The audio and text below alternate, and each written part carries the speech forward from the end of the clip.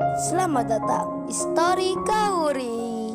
Ini adalah channel kedua artikel YouTube. Jangan lupa subscribe ya guys, dan tekan notifikasinya. Kisah pemuda kaya, anak bos besar, pemilik 73 perusahaan, yang menjadi cleaning service. Episode 378. Lisa, yang dipanggil Pak Herman, untuk menghadap ke kantornya. Lisa pun bertanya, ada apa lagi? Atasan perusahaan mencarinya, namun Lisa langsung saja menuju tempat tersebut. Setelah masuk ke dalam, Lisa jadi terkejut melihat staf kantor HRD yang juga ada di sini. Lisa lalu dipersilahkan duduk. Sebelum itu ia bertanya, ada apa Pak memanggil saya? Dan Pak Herman menjawab, oh ini Lisa, saya mau bicara. Kemarin temanmu yang kamu tolong itu, sekarang gimana keadaannya? Lisa pun menjawabnya, sekarang dia baik-baik saja Pak. Orangnya sudah sembuh. Emang ada apa ya Pak? Pak Herman menyahutnya, kalau gitu Lisa, saya dan para staf HRD ini akan ke sana, menjenguk mereka, untuk memberikan bantuan. Katamu kan mereka nggak mampu, jadi kita mau membantu. Mendengar hal itu, Lisa deg-degan jantungnya, seperti takut ketahuan. Mengapa Pak Herman bicara ini? Dan Lisa kelihatan gugup sekali. Mukanya berkeringat, karena bingung menjawab, hingga Pak Herman mengulangi tanya. Gimana Lisa, apa kamu bisa mengantar kami ke rumah temanmu itu? Lisa yang gugup, lalu bicara, iya Pak bisa. Saya bisa mengantarkan. Pak Herman pun berkata, kalau gitu langsung sekarang saja. Kamu jangan kembali ke kantormu. Kita langsung keluar, naik mobil bersama-sama. Mendapati Pak Herman bicara seperti itu, Lisa menjadi panik. Ia bingung seketika, kemana rumah temannya, yang harus didatangi, untuk bisa diajak sandiwara, bisa diajak kerjasama. Mengaku pernah sakit, Lisa ingin menelpon temannya, untuk mengatakan hal itu. Namun, karena Pak Herman ingin langsung berangkat, Lisa tak punya kesempatan untuk membuat kebohongan. Dan akhirnya ia menjawab, oh maaf Pak Herman, saya lupa sebelumnya, kalau teman saya pulang ke desa sudah 3 hari yang lalu. Pak Herman pun menyahut, tadi katamu bisa, sekarang orangnya gak ada. Pak Herman pun melanjutkan, beliau itu berkata, Lisa baiknya kamu bicara jujur saja, kalau temanmu gak ada yang sakit, kamu hanya pura-pura saja. Terlihat mukamu ini jadi panik sekali. Kita semua melihatnya. Ini Lisa, saya baru saja mendengar cerita dari staf HRD ini. Temanmu tadi ada yang bicara, kalau kamu demi mobil mewah, gak bersedia menolong orang untuk mendonorkan darahmu. Bahkan itu yang minta adalah tuan muda. Apa benar itu? Kamu jawab jujur saja, percuma menutupi. Lisa terkaget sekali. Tiba-tiba saja, kebohongannya terungkap. Malunya setengah mati, takutnya begitu tinggi. Lisa langsung merunduk mukanya, tak bisa berkata-kata. Ia mau cari alasan, itu tak mungkin lagi. Dan Lisa terdiam, belum menjawabnya, hingga Pak Herman bilang, gimana Lisa, apa benar itu? Kamu jawab saja tak mengapa. Kalaupun benar, kamu sudah berbohong, kamu juga gak di penjara.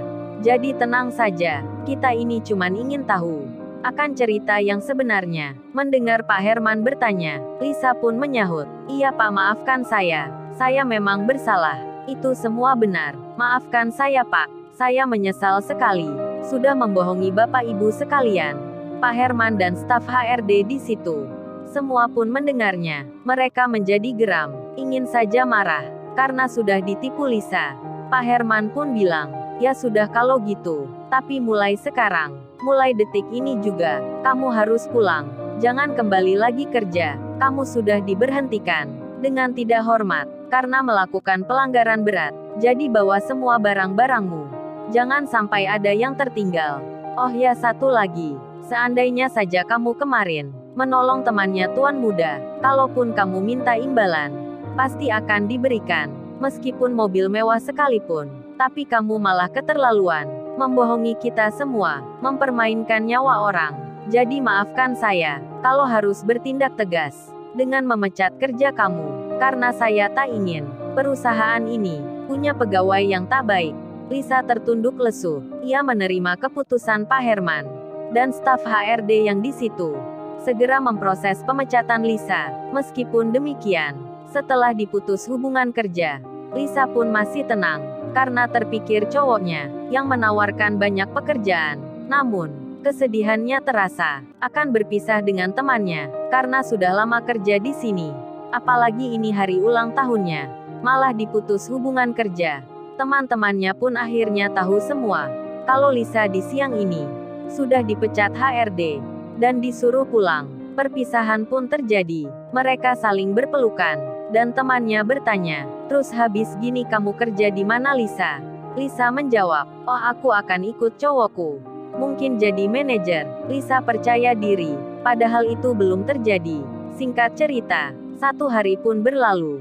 Berita di TV mengabarkan, ada pemuda ditangkap polisi karena melakukan penipuan. Korbannya banyak sekali. Lisa yang melihat itu jadi terkaget seketika. Cowoknya Haris, yang ternyata orangnya. Polisi pun menerangkan kalau laki-laki ini terlibat pencucian uang dengan aplikasi judi online, berkedok trading, yang lagi marak saat ini. Dan polisi bilang kalau si Haris ini adalah bos dari aplikasi tersebut. Banyak bukti sudah didapatkan. Haris ditetapkan tersangka, dan penyidik polisi memutuskan akan menyita semua asetnya, menelusuri jejak aliran uangnya. Mendengar berita itu, Lisa serasa pingsan. Kagetnya luar biasa. Haris cowoknya terlibat kejahatan dengan menipu banyak orang, dan Lisa pun kini ibarat jatuh tertimpa tangga. Lisa terkena karma akibat menurut cowoknya kemarin tak mau menolong orang dan membohongi bosnya sendiri. Kini Lisa terkena balasannya, sudah dipecat dari kerja, malah kini kena masalah. Polisi menghubungi dirinya untuk menjadi saksi atas kejahatan cowoknya. Lisa pun diperiksa yang menyangkut aliran dana, dan tak diduga uangnya pun sampai disita. Karena polisi curiga melihat jejak rekam rekeningnya yang berasal dari Haris. Dan Lisa kini tak punya banyak harta, termasuk pekerjaan. Jadi teringat kemarin, Lisa yang sempat bilang, sewaktu membohongi atasannya, yang memakai alasan sedang menolong temannya yang lagi sakit keras. Katanya tak punya kerja, tak punya uang, dan Lisa kasihan.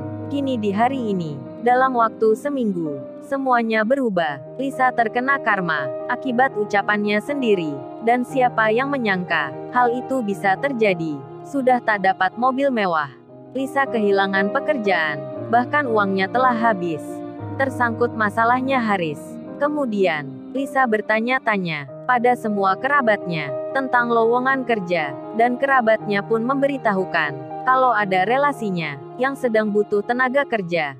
Lisa diminta datang untuk segera menaruh lamaran. Setelah hal itu, 3 hari berjalan, Kenshin akhirnya direstui Kaori untuk sementara kerja keluar kota. Kenshin pun bersiap berangkat. Kaori kemudian berpesan, "Say, entar kalau ada cewek cantik di tempat kerja kamu gimana? Kamu pasti tertarik ya?" Kenshin menjawab, "Kaori, kamu ada-ada saja. Bicara nggak penting kayak gitu. Istriku aja cantik begini, masa aku lihat yang lain?" "Kagaklah Kaori, jangan berpikir yang aneh-aneh." Kaori menyahut, "Kan aku cuman bertanya, terus Mas Iwan jadi ikut nggak?" Kenshin pun bilang, hari ini Iwan belum ikut Kaori, karena dokter belum mengizinkan. 2-3 hari lagi, Iwan baru diperbolehkan. Katanya dia akan menyusul, dan Kaori mengerti. Singkat cerita, Kenshin akhirnya berangkat. Setelah beberapa jam, sampailah Kenshin di kota tujuan. Dengan pakaian sederhana, Kenshin masuk perusahaan untuk melamar kerja menjadi cleaning service. Di saat bersamaan, Lisa yang diterima kerja, dirinya pun ditempatkan keluar kota, yang kebetulan pula kotanya sama dengan Kenshin. Begitu halnya dengan Sirena Larazati, yang tak hadir di pernikahan Kenshin lantaran menyibukkan diri dengan pekerjaan bisnisnya. Sirena itu kini ada di situ, di kota yang sama dengan Kenshin. Apakah mereka akan bertemu? Hanya takdir yang menjawabnya. Lalu, bagaimana kisah selanjutnya? Subscribe channel ini untuk episode berikutnya. Terima kasih. Jangan lupa ya guys, untuk kelanjutan ceritanya ada di channel Story Kaori. Jangan lupa subscribe ya guys, dan tekan notifikasinya